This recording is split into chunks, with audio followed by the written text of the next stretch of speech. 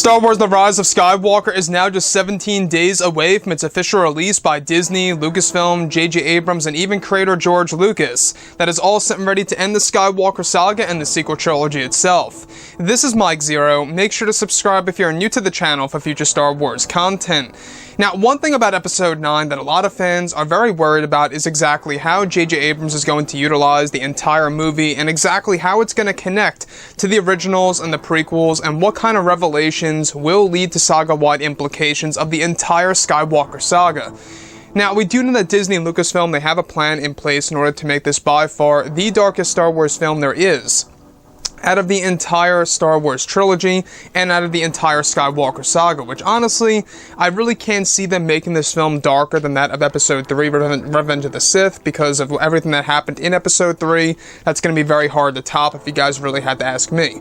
So, with that being said, what's really intriguing has all to do with the character of Supreme Leader Snoke in The Rise of Skywalker and what it means for Emperor Palpatine.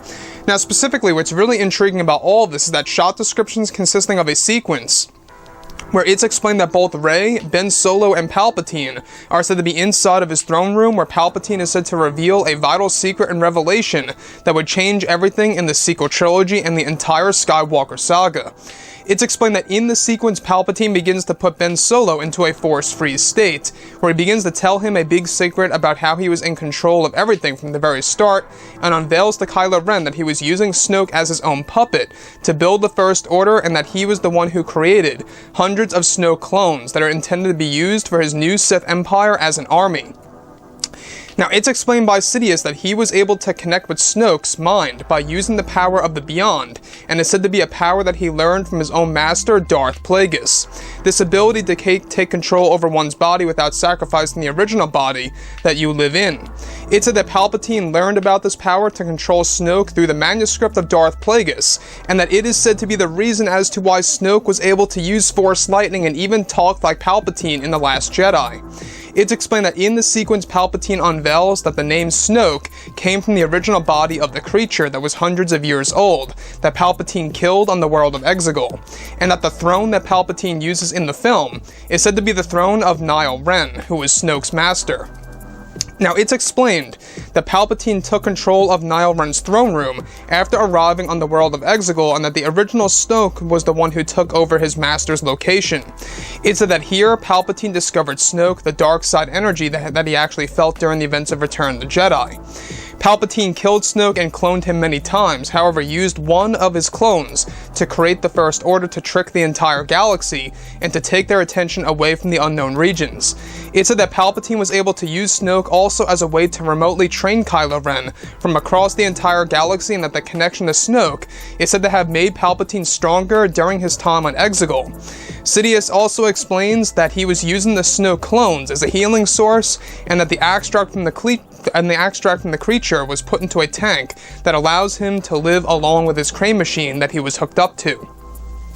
Now, let's go over a couple of parts about this, because this is a very intriguing part about Episode 9 of how it does explain exactly why Snoke is basically a character that was killed off so very fast. It really comes off that way, that this is Disney, Lucasfilm, and J.J. Abrams' way of justifying as to why Snoke was killed so very fast in the middle of the trilogy, is because he's not important at all as a character.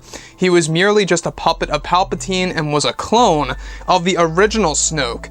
So that's a very interesting point, is that the original Snoke actually lived on the world of Exegol within Kylo Ren's throne room. Now, that throne that we do see in the teasers and the trailers that Palpatine now uses is actually said to be a throne that once belonged to Kylo Ren, who was actually said to be Snoke's master, and the creator of the Knights of Ren, who lived during the Old Republic era.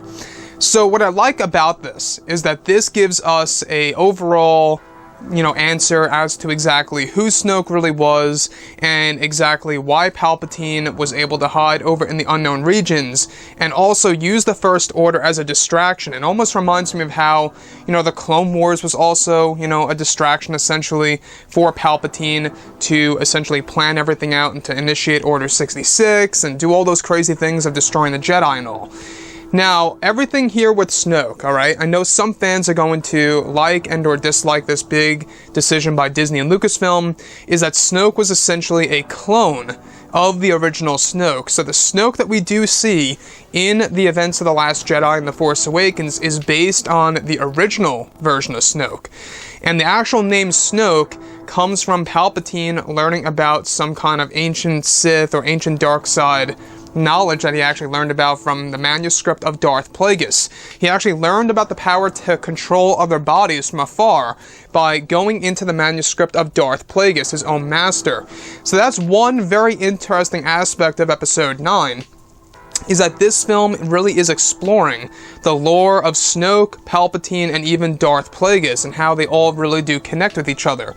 So essentially, Palpatine was able to use this power from across the galaxy because he was able to study the ways of his master Darth Plagueis through the manuscript. Now, in case you guys are very much unaware about the manuscript of Darth Plagueis and exactly what that really is and what it really means, the manuscript is an actual thing that was actually in Star Wars Legends. Now, this is a manuscript that holds all of the different abilities of Plagueis and all of the philosophies of Darth Plagueis that were stored within there that Palpatine is now able to use in the new Disney canon.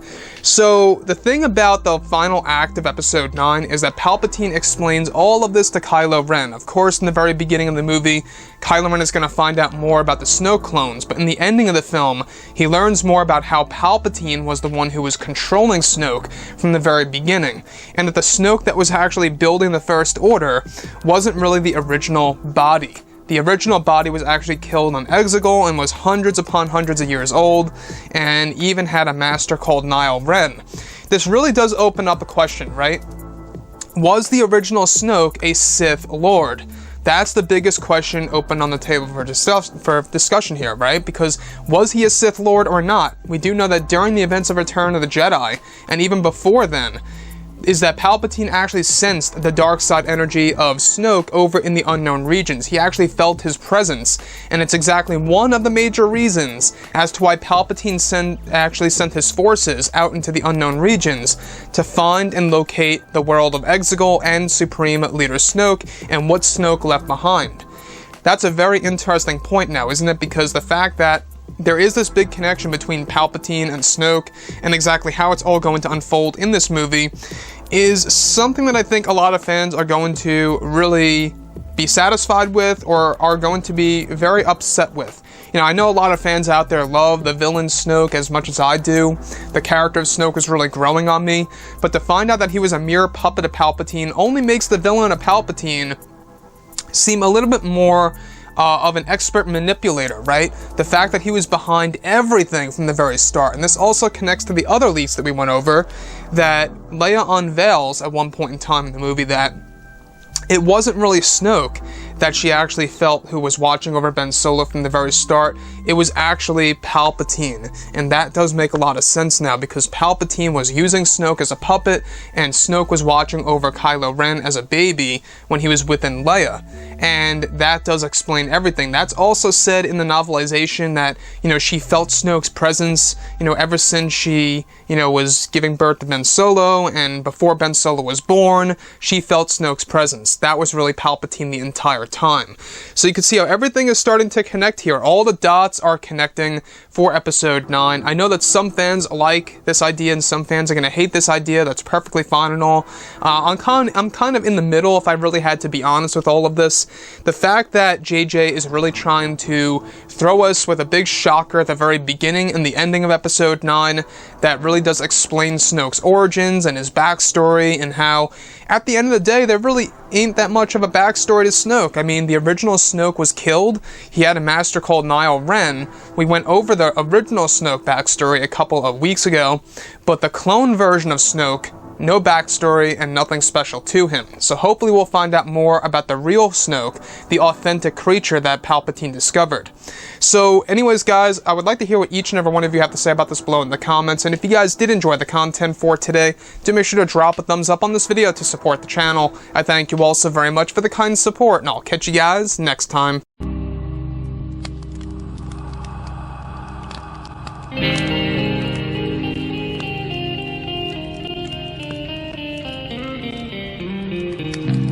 Go.